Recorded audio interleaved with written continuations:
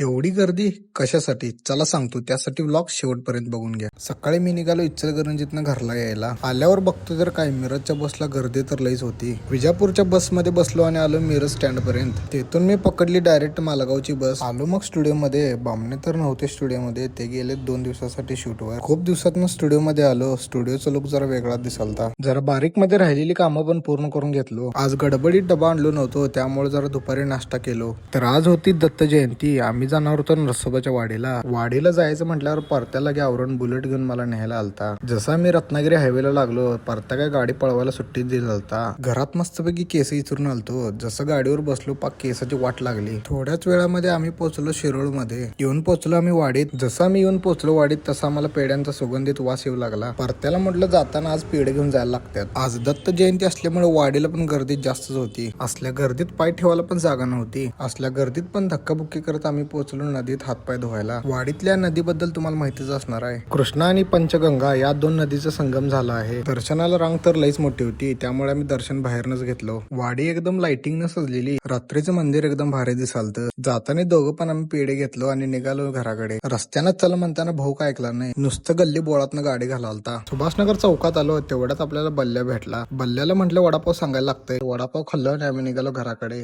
आजच्यासाठी एवढंच. जर व्लॉग आवडला असेल तर लाईक शेअर फॉलो करून घ्या.